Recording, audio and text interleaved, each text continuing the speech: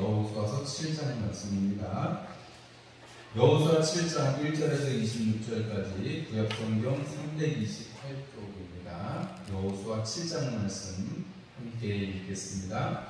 이스라엘 자손들이 온전히 바친 물건으로 말미암아 범죄하였으니 이는 유다 지파 세라의 증손 삽디의 손자 갈미의 아들 아간이 온전히 바친 물건을 가졌습니다. 여호와께서 이스라엘 자손들에게 진노하시니라. 여호수아가 여리고에서 사람을 베델 동쪽 베다벤 곁에 있는 아이로 보내며 그들에게 말하여 이르되 올라가서 그 땅을 정탐하라 하매 그 사람들이 올라가서 아이를 정탐하고 여호수아에게로 돌아와 그에게 이르되 백성을 다 올라가게 하지 말고 2-3층정만 올라가서 아이를 치게 하소서. 그들은 소수이니 모든 백성을 그리로 보내어 수고롭게 하지 마소서 하므로 백성 중 3,000명쯤 그리로 올라갔다가 아이 사람 앞에서 도망하니 아이 사람이 그들을 36명쯤 쳐 죽이고 성문 앞에서부터 스바림까지 쫓아내려가는 이탈에서 쳤으므로 백성의 마음이 녹아 물같이 된지라. 여호수아가 옷을 찢고 이스라엘 장로들과 함께 여호와의 궤 앞에서 땅에 엎드려 머리에 티끌을 뒤집어 쓰고 저물도록 있다가 이르되 슬프도소이다. 주 여호와여 어찌하여 이 백성을 인도하여 요단을 건너게 하시고 우리를 아모리 사람의 손에 넘겨 멸망시키려 하셨나이까. 우리가 요단 저쪽을 만족하게 여겨 거주하여 보면 좋을 뻔하였나이다.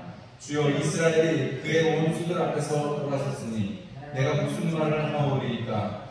가나안 사람과 이 땅의 모든 사람들이 듣고 우리를 둘러싸고 우리 이름을 세상에서 끊으리니 주의 크신 이름을 위하여 어떻게 하시려 하니까.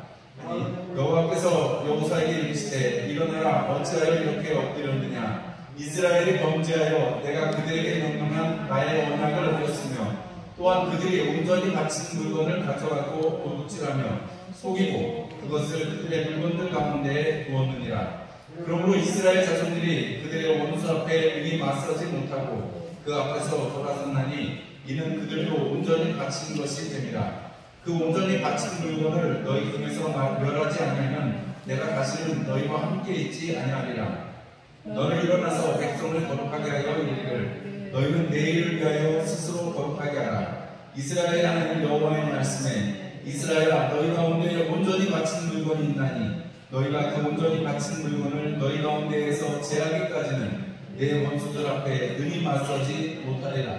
너희는 아침에 너희의 지파대로 가까이 나아오라. 여호와께 뽑히는 그 지파는 그 족속대로 가까이 나아올 것이요 여호와께 뽑히는 족속은 그 가족대로 가까이 나아올 것이요 여호와께 뽑히는 그 가족은 그 남자들이 가까이 나아올 것이며 온전히 바친 물건을 가진 자로 뽑힌 자를 불사르되 그와 그의 모든 소유를 그리하라. 이는 여호와의 언약을 어기고 이스라엘 가운데서 망령된 일을 행하였음이라 하셨다 하라. 이에 여호수아가 아침 일찍이 일어나서 이스라엘은 그의 지파대로 가까이 나오게 하였더니 유다 지파가 뽑혔고 유다 족속을 가까이 나오게 하였더니 세라 족속이 뽑혔고 세라 족속의 각 남자를 가까이 나오게 하였더니 삽디가 뽑혔고 삽디의 가족 각 남자를 가까이 나오게 하였더니 유다 지파 세라의 증손이요 삽디의 손자요 갈미의 아들인 아간이 뽑혔더라. 그러므로 여호수아가 아간에게 이르되 내 아들아 청하노니 이스라엘 하나님 여호와께 영광을 돌려 그 앞에 자복하고 내가 행한 일을 내게 알게 하라. 그 일을 내게 숨기지 말라 하니 아간이 여호수아에게 대답하여 이르되 참으로 나는 이스라엘 하나님 여호와께 범죄하여 이러이러하게 행하였나이다. 내가 노력한 물건 중에 시날산의 아름다운 외투 한 벌과 은 200세겔과 그 무게가 50세겔 되는 금덩이 하나를 보고 탐내어 가졌나이다. 보소서 이제 그 물건들을 내 장막 가운데 땅속에 감추었는데 은은 그 밑에 있나이다 하더라. 이에 여호수아가 사자들을 보내매 그의 장막에 달려가 본즉 물건이 그의 장막 안에 감추어져 있는데 은은 그 밑에 있는지라. 그들이 그것을 장막 가운데서 취하여 여호수아와 이스라엘 모든 자손에게 가지고 오매 그들이 그것을 여호와 앞에 쏟아놓으니라. 여호수아가 이스라엘 모든 사람과 더불어 세라의 아들 아간을 잡고 그 은과 그 외투와 그 금덩이와 그의 아들들과 그의 딸들과 그의 소들과 그의 나귀들과 그의 양들과 그의 장막과 그에게 속한 모든 것을 이끌고 아골 골짜기로 가서 여호수아가 이르되 내가 어찌하여 그를 괴롭게 하였느냐 여호와께서 오늘 너를 괴롭게 하시리라 하니 온 이스라엘이 그를 돌로 치고 물건들도 돌로 치고 불사르고 그 위에 돌무더기를 크게 쌓았더니 오늘까지 있더라. 여호와께서 그의 능멸한 진노를 그치시니 그러므로 그 이름을 오늘까지 아골 골짜기라 부르더라. 아멘. 할렐루야. 오늘 저녁에도 주님 앞에 있으신 여러분들을 축복합니다. 오늘 여호수아서 7장 1절에서 26절의 말씀으로 온전히 갇힌 물건이라는 제목으로 말씀을 함께 나누도록 하겠습니다. 여호수아서 7장은 우리 지난 6장에 지난주에 우리가 여리고성을 정복하는 장면을 우리가 봤지요. 여리고성을 정복할 때 하나님께서 이스라엘 백성들에게 시키신 것은 말씀대로 하라는 것 한 가지밖에 없었습니다. 말씀대로 하루에 한 바퀴 돌아라. 마지막 날에 7바퀴 돌아라. 나팔 불면 소리를 외쳐라. 그리고 성이 무너지면 각자 자기 앞에 있는 곳으로 열심히 뛰어 올라가서 정복하면 된다. 하나님이 이렇게 말씀하셨고 그 안에 있는 모든 것들을 진멸하고 귀한 기준품들을 은가운과 이런 좋은 것들 이런 것들은 하나님께 드려라. 이렇게 말씀을 하셨습니다. 하나님께서 이 말씀을 하심을 통해서 이스라엘 백성들에게 하나님의 말씀을 따라가는 것이 어찌나 복된 것인지를 알게 해주신 것이죠. 여리고성은 너무나도 사실은 이스라엘 백성들이 그들 여리고 안에 있는 사람들은 단단히 녹았지만 사실은 그냥 뭉거려 잠고 있으면 언제고 버틸 수 있는 곳이 여리고성이었다는 거죠. 그런데 하나님께서 그 성을 7번째 바퀴에 나팔 소리에 맞춰서 소리를 지를 때 하나님께서 그 성을 무너지게 해주시고 거기에 가서 이제 승리를 얻게 하셨습니다. 여러분 그때 당시를 한번 생각을 딱 해보시면 여러분 어떠실 것 같으세요? 여러분들이 만약에 지금 그 현장에 여리고성의 현장에 있다 그러면 얼마나 어떤 기분이 드실 것 같으세요? 기분 좋으시겠죠? 2002년도에 월드컵 할 때 구현을 어떻게 했는지 모르겠습니다. 우리 권사님들이나 장님들은 그렇게 많이 이렇게 축구에 그렇게 큰 저희가 없으셨죠? 있으셨네? 구현 혹시 다 모여가지고 응원하고 그랬나요? 안 했어요? 배목사님 같이 이렇게 교회에서 축구보자 그렇게 안 하셨어요? 저는 그때 연애할 때여가지고 저희 광화 가서 응원하고 교회에서 모여가지고 응원하고 그랬었는데 성과 이런 직장에 가서 응원하고 새벽에 4시까지 광화문 들어가서 그랬어요. 연애하느라고. 근데 그때 뭐 이기니까 16강 통과했을 때 사람들이 너무 좋아가지고 신나고 그 다음에 16강전 이기니까 막 사람들이 다 미쳤더라고요. 사람들이 미쳐가지고 눈이 돌아가가지고 막 거기 막 돌아다니면서 마음을 막 껴안고 다 막 좋아가지고 막 소리 지르고 막 난리가 아니죠. 막 차가 지나가면 빵빵하고 엄청 시끄럽고 근데 또 아무도 뭐라는 사람도 없고 왜냐면 우리나라가 이기니까 너무 좋아가지고 그러다 8강도 가고 4강도 가고 그러니까 막 너무너무 좋아했던 기억이 생생하고 벌써 뭐 한 20년 가까이 되는데도 기억이 생생하거든요. 근데 여러분 우리가 오늘 이 아이성은 이렇게 20년이나 지난 일이 아니고 여리고성 정복하고 얼마 안 지나가지고 며칠 안 지나가지고 바로 또 있는 사건입니다. 여리고성을 정복했으니까 그 다음 것도 여러분 갈 때 어떻게 해야 돼요? 그렇죠?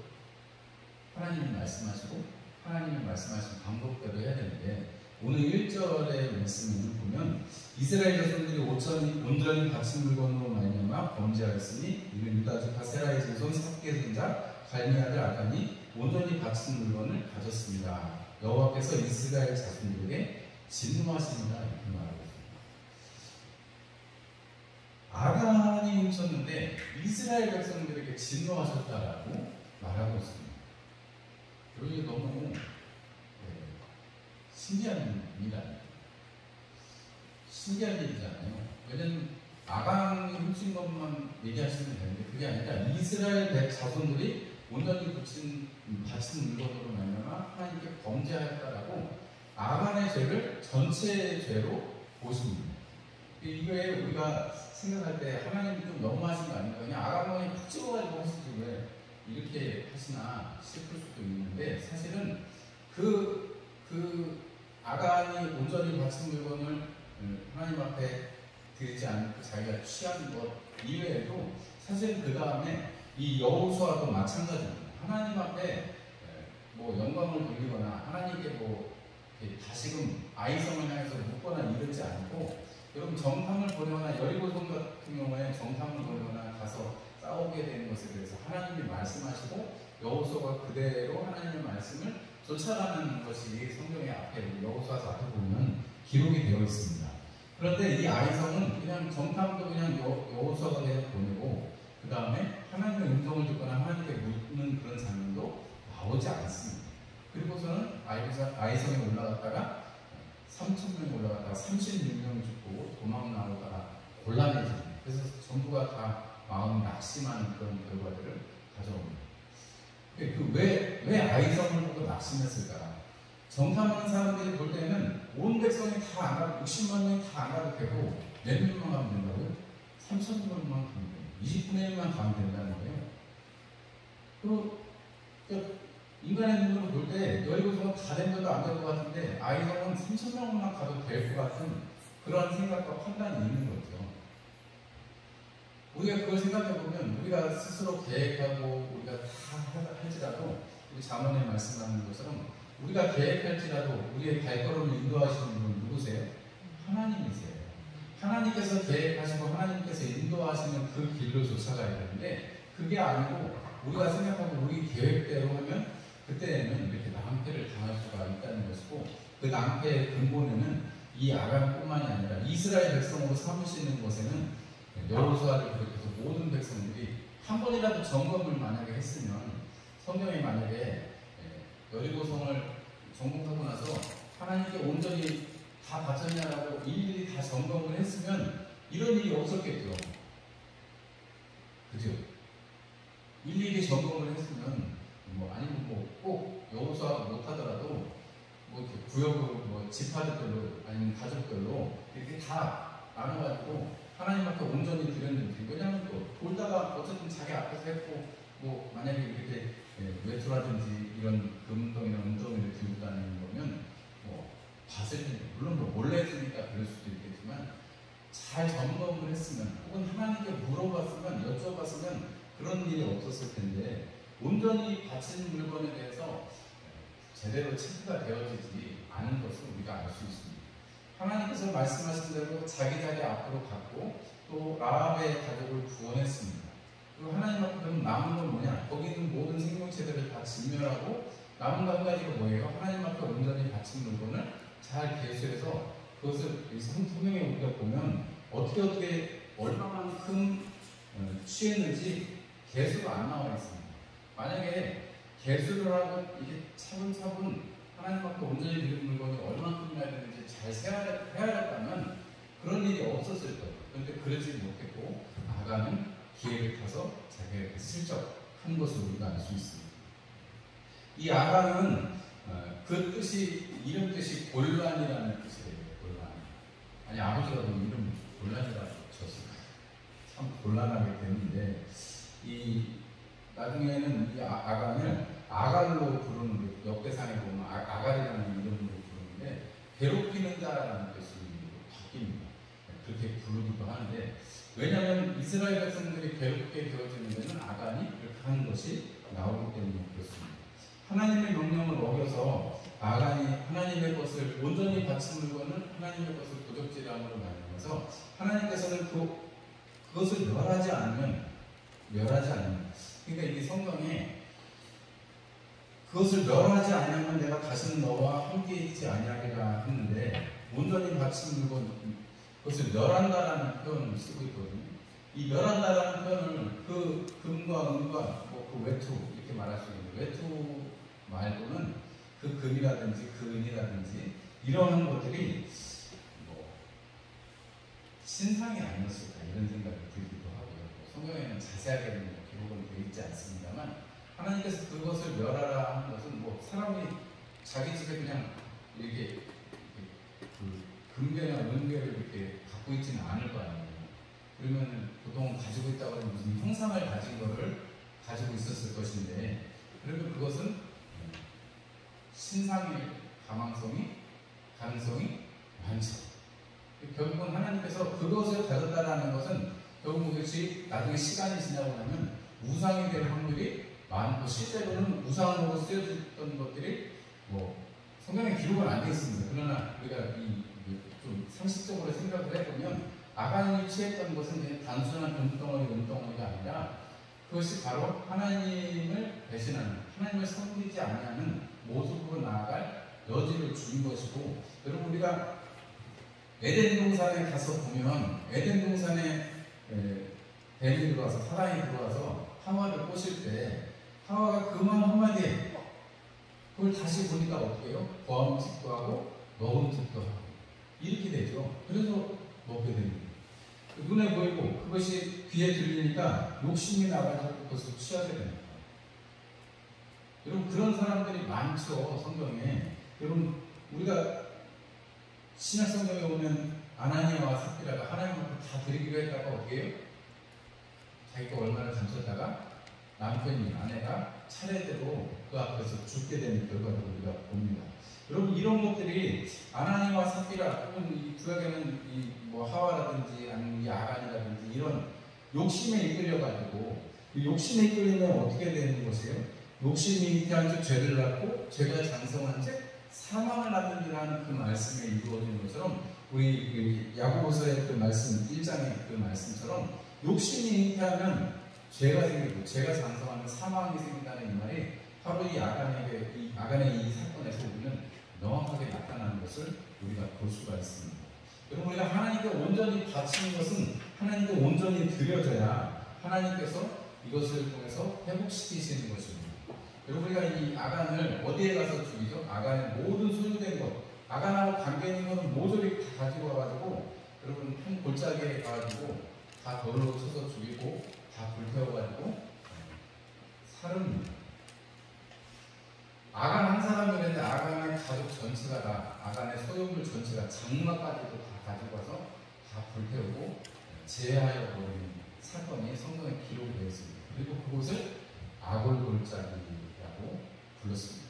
아골골짜기가 뭐예요? 괴로움과 근심이라는, 괴로움과 근심 이런 뜻인데, 우리가 아골골짜기 빈들에도 이런 소리가 항상 예루살렘의 동편에 보면 이렇게 시온산 건너가기 전에 그 골짜기를 아골골짜기라고 하거든요. 그 아골골짜기 굉장히 깊습니다.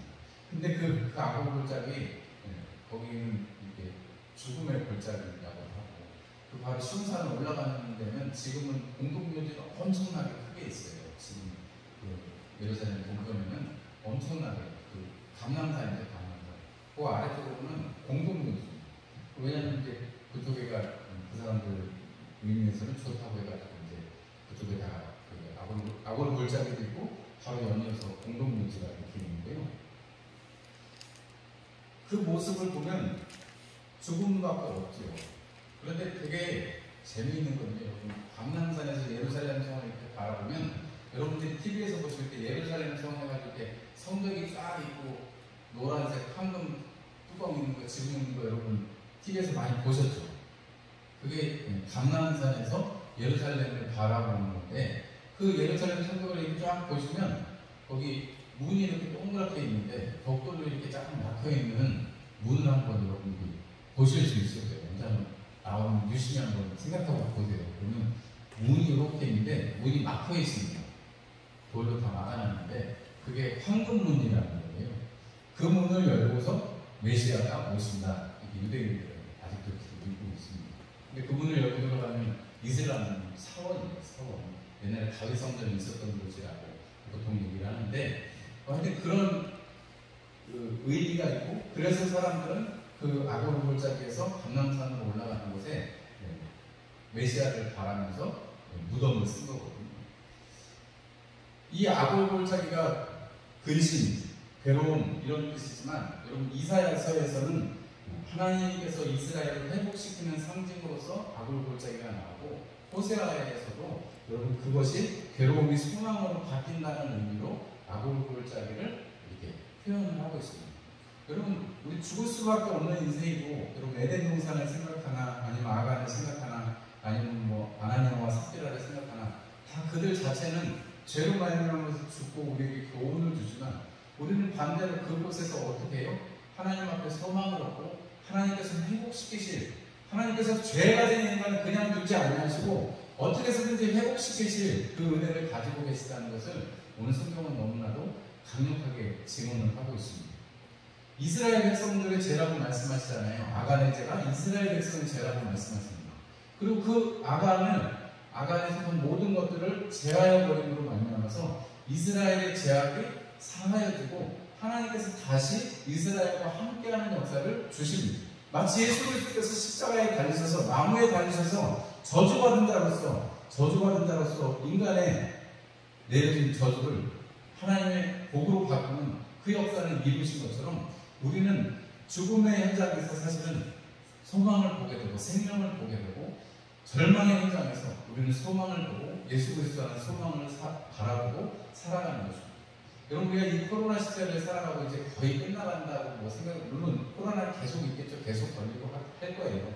주사도 어쩌면 6개월마다 한 번씩 계속 맞아야 될지도 모릅니다. 그럼에도 불구하고 여러분, 이제 우리가 이것을 또 극복해내고 또 다음에 또 어떤 것이 올지는 모르겠습니다. 이제 뭐 지진이 올지 화산이 백두산이 터질지 어떻게 알겠어요. 여러분, 백두산도 저것도 언제 터져도 이상하지 않은 화산이죠. 활화산입니다.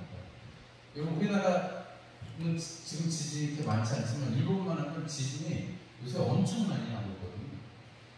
일본뿐만이 아니고 환태평양대라고 그 지진 많이 나는데 요새 브레고리라고 하면 요새 지진 엄청나게 많이 나고 있고 저 유럽 쪽에도 지진 나가지고 여러분 뉴스에서 많이 보셨을 거예요.